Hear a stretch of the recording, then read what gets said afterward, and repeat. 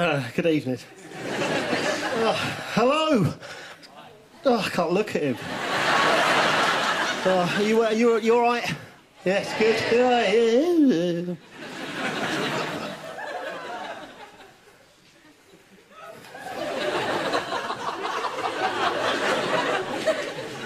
I'm reporting you. Good evening.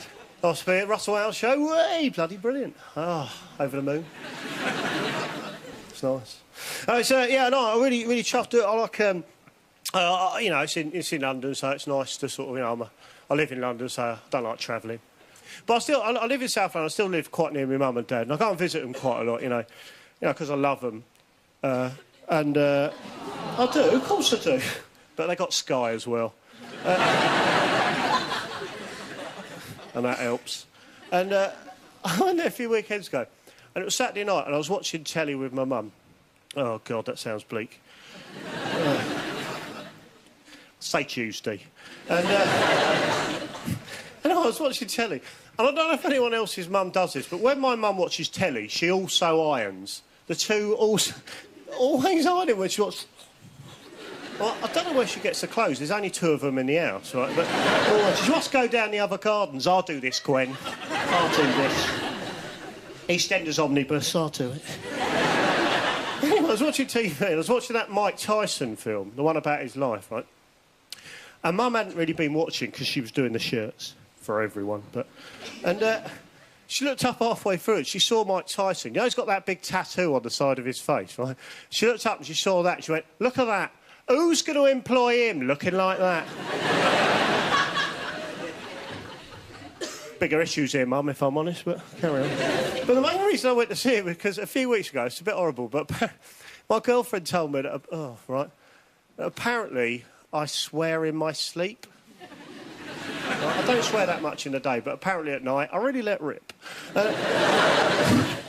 She did a little demonstration, which was a bit creepy. She went, you do this, piss, shit, piss, shit, piss. All right, calm down. Imagine lying next to that. Oh, piss, shit, piss and shit.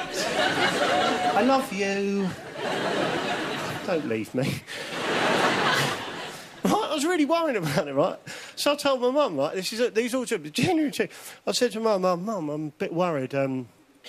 Apparently I swear in my sleep. She went, oh, you swear in your sleep? Oh, lucky you don't sleep with kids.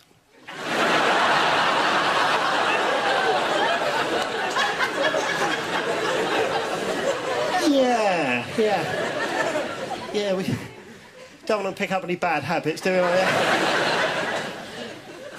we? She's a lovely woman, love her. But every time I go and see him, right, I always have this flashback from a couple of years ago when I came out of their local train station, right?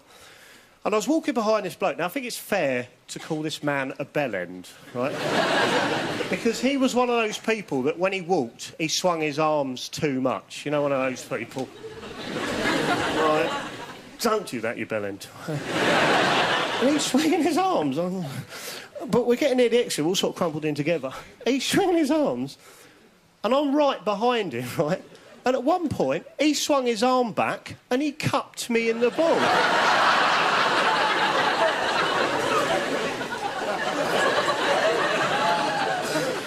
Bloody hell. Right? But then he must have realised what he'd done, because he turned round, right? And because I didn't want to cause a fuss, I just smiled at him. You all right? And then he carried on walking. I was like, oh, my God, he's cut me in the balls, and I've smiled at him. It's going to look like I've done that deliberately. Like I've seen him swinging his arms and thought, yeah, I'll have some of that, yeah. Like I've been timing it or something. All right, Joe, don't rush this. 1, no. 2, no. Wait for the open palm.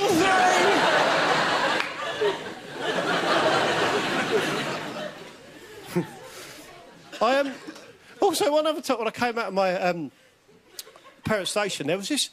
Right, outside the station, there was these 2 empty parking spaces, right? And there were 3 community support officers. You know, community support officers. Like your hat.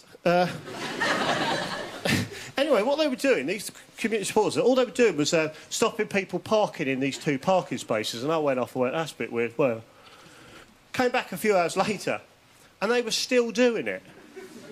Well, that's pretty bleak, right?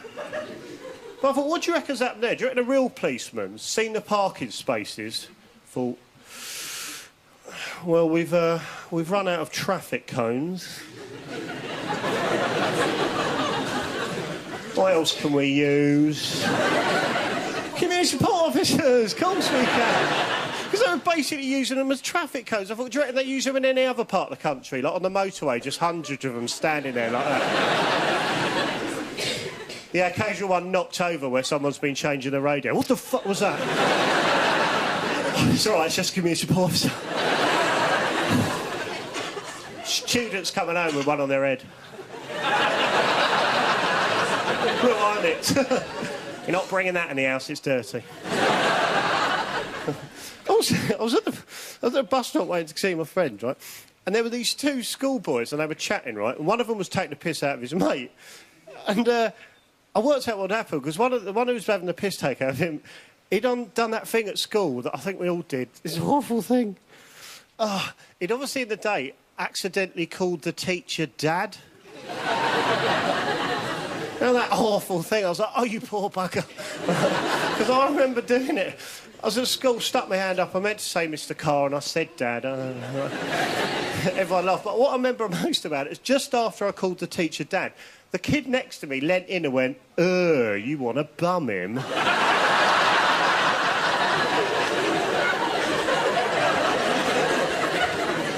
Don't know what goes on in your house, my friend, but... Here's the number for Charles. He's still a friend of mine, actually. Not so much his dad. I also read this thing, right? I read this thing in the paper the other day. Apparently, women now have the right to check whether their new partner, their new man, is on the sex offenders register. I thought about that. I thought, regardless of the fact if your man is or isn't on the sex offenders register, the fact that you're checking probably means he's not the one for you. How's that new boyfriend of yours? Yeah, I really like him. Yeah. I've just got the sneaking suspicion that he might be a paedophile. Ooh, someone's getting picky.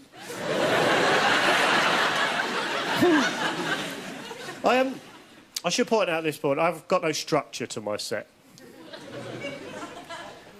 You've seen other comedians on this show, and they have structure. They link their jokes or their stories really nicely, so it looks seamless. Yeah. Can't do that.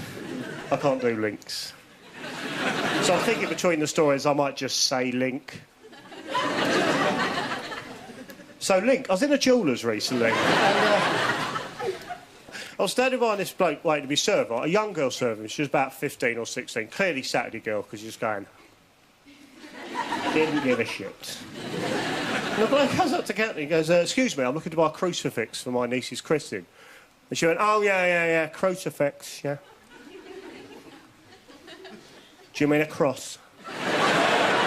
Yes, a cross. She went, oh, right, well, we've got 2 types of crosses, yeah? We've got plain ones or ones with little men on them. Little men! Not Jesus, little men. Yeah, I'll have a Danny DeVito, yeah, if that's right. It's nice. Thank you. Ooh. Link. One of the other things I love doing is... I love going... first thing in the morning, I'll go to a paper shop, right? I'll get me paper. And I went in the other day, and I went into the newsagents. I did that thing all men do. Hopefully. As I went in, I had a little glance up at the, Yeah. Ruler magazines. It was just a glance, it don't matter, for about an hour, but... And one of the magazines had a picture of a girl on the front, right? And the caption that came with the picture of the girl said, and I apologise for this, because it is crass.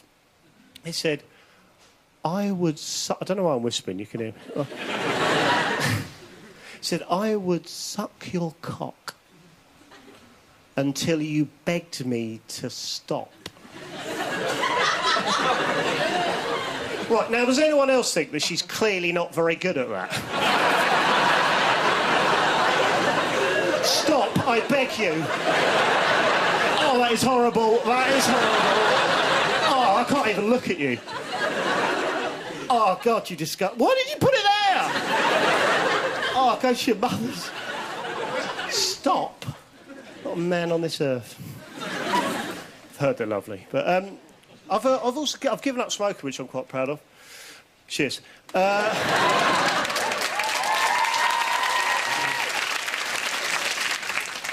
That clearly was patronising, but fine. I'll take it. I was smoking for years. Like a lot of people, I started at school, you know, because of peer pressure, bullying, that sort of thing. Worse for me, though, because I went to an all-boys school. Ooh, but I wasn't bummed. Which apparently entitles me to a Bronze Duke of Edinburgh award, which is... But when I was smoking, I found it really weird was, you know, someone would come up to me and they go, you got a spare cigarette, Joe? I go, no. No, because unfortunately I'm addicted to them. Which means I pretty much take a shine to all of them. Have you got a spare cigarette? Yeah, I do, weirdly, because I'm a 19-a-day man myself, so... So are you, knobhead? I'll tell you one last thing, then I've got to go. But I never really know how to explain this, right? So I'll just sort of tell you. Right, it's going to sound a bit weird. But basically, right, my whole life, babies have stared at me. Right. But I was on the bus the other day with my friend. And my friend, there's about 5 or 6 babes on the bus, and my friend looked around the bus, and they're all staring at me, obviously. And my friend looked around the bus, and she went, Joe, all the babies on this bus are staring at you. I went, yeah, I know, it happens, yeah. She went, really? I went, yeah, it's always happened. She went, a bit weird. I went, you know. Anyway, got off the bus. About an hour later, got on another bus, right, on my own, and there was a baby on that bus, and it wasn't staring at me, right? And I thought, ooh, that's weird. Right? But then I saw the baby do this. I saw the baby go...